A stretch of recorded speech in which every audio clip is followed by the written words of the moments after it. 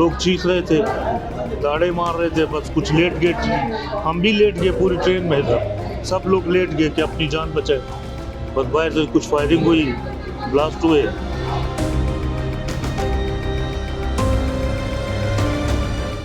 लोग चीख रहे थे, दाड़े मार रहे थे, बस कुछ लेट गए, हम भी लेट गए पूरी ट्रेन में, सब लोग लेट गए कि अपनी जान बचाए। बस बाहर से कुछ फायरिंग हुई, ब्लास्ट हुए। बस उसके बाद फिर जो ना हमें कहा जी आप लोग नीचे उतरे। वो लोग नहीं उतर रहे थे, मैं अपने बच्चों को लेके उतर गया। मैंने कहा जब वो कह रहे उतरो तो फिर तो उतरो ना, अंदर आके मारना शुरू करेंगे फिर क्या करेंगे। हम लोग उतरे, खैर उसने मेरे बच्चों को भी छोड़ दिया, मुझे भी छोड़ दिया, मेरी घरवाली को भी छोड़ दिया। उसने कहा पीछे मुड़ के नहीं देखना, जाओ। स्पिनिंग आउट ऑफ कंट्रोल, नियंत्रण के बाहर जा रहा। मौलाना डीजल ने पाकिस्तान की पार्लियामेंट के फ्लोर पे कुछ ही दिन पहले कहा था कि 4-5 जिले हैं जो अपनी आजादी डिक्लेयर करने वाले, और साहब वो तो तकरीबन पाकिस्तान के कंट्रोल से तो बाहर है। बलूचिस्तान, जहां तक खैबर पख्तूनख्वा का सवाल है, तहरीके तालिबान पाकिस्तान, ये दोनों मिलकर कत्लो गारत कर रहे हैं पाकिस्तान की फौज की। कोई 750 के ऊपर तो मारे गए हैं पिछले साल में ही।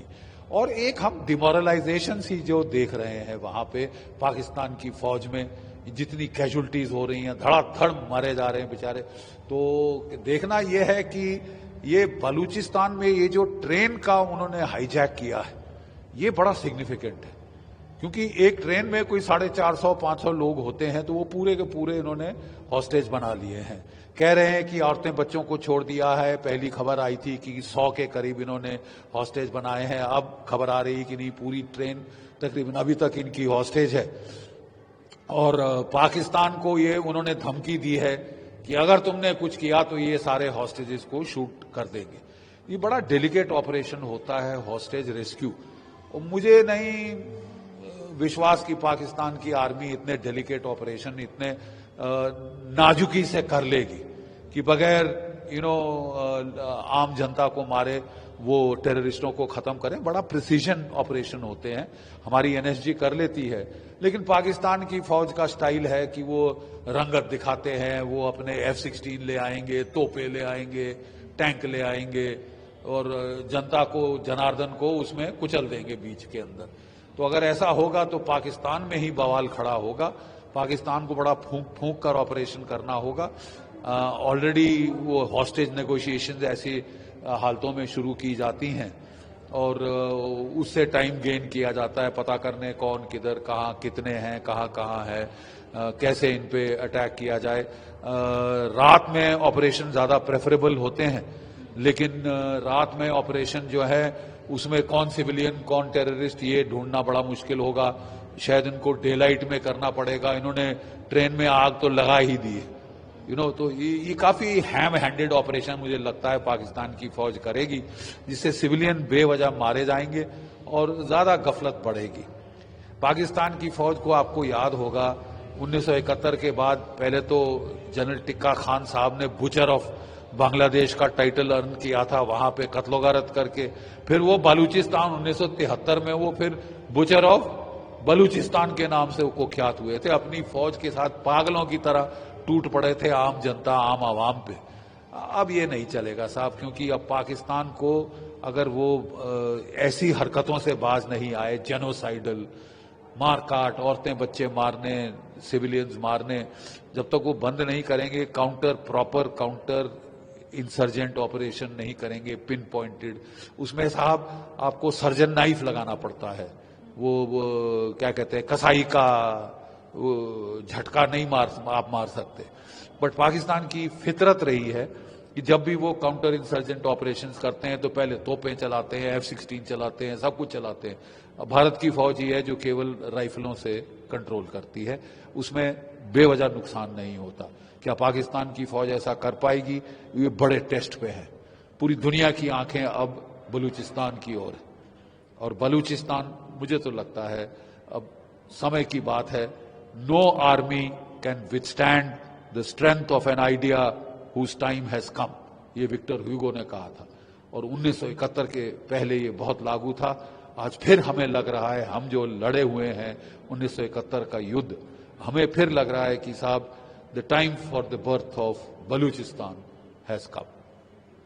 सर, क्या इंडिया पर कोई इम्पैक्ट या किसी तरीके से अलर्ट हमारी अलर्ट हमको तो केयरफुली वॉच तो करना ही पड़ेगा, अलर्ट भी हमको रहना पड़ेगा, क्योंकि बात ऐसी है कि पाकिस्तान की फौज ध्यान बटाने के लिए कुछ भी कर सकती है। देखिए, ये बोलते हैं रस्सी जल गई ऐंठ नहीं गई। ये फटीचर मुल्क है, इकोनॉमिक तबाही की कगार पे है, 2 रोज की रोटी नहीं खिला पा रहा अपने लोगों को, लेकिन साहब पंगे लेंगे जम्मू कश्मीर में, पंगे लेंगे पंजाब में, जाके तख्ता पलट करेंगे बांग्लादेश में।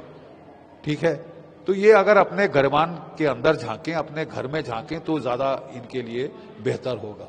लेकिन इनकी आदत है धड़ल्लेबाजी करने की, नाटकीय तरीके करने की, तो हमको ये थोड़ा केयरफुल रहना पड़ेगा अपने बॉर्डर्स पे कि ये क्या ध्यान बटाने की कोशिश तो नहीं करते।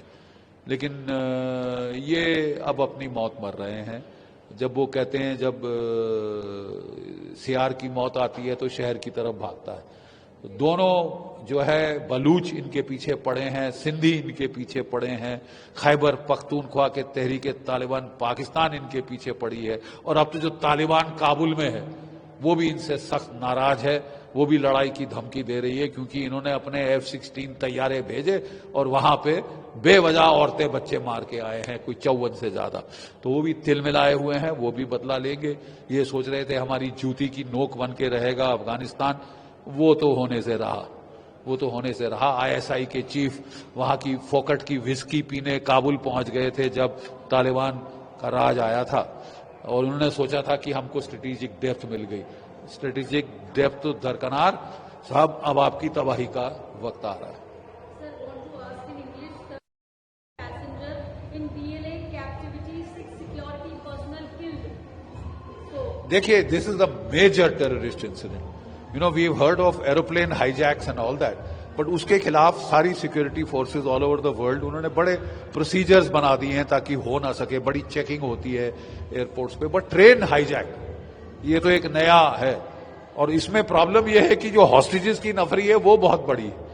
पहले तो कहा जा रहा था कि उन्होंने 450 जो ट्रेन में थे उनमें से वो लोग चुन के अलग किए हैं, औरतें बच्चे छोड़ दिए हैं, चुन के अलग किए हैं वो लोग जो कि पाकिस्तान की फौज से ताल्लुकात है, ISI से ताल्लुकात है, पुलिस से ताल्लुकात है, उनको पकड़ा है। और उनके 100 की बात कर रहे थे, लेकिन अब फिर 450 की बात आ रही। तो पाकिस्तान के लिए ऑप्शंस चॉइस है।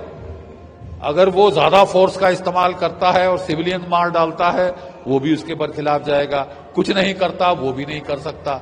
लेकिन जैसे उनकी फितरत है कि वो दादागिरी दिखाते हैं, हेवी वेपन्स का इस्तेमाल करते हैं, टैंकों तोपों सबका इस्तेमाल करते हैं काउंटर टेररिस्ट ऑपरेशन में, काउंटर इंसर्जेंसी ऑपरेशन में।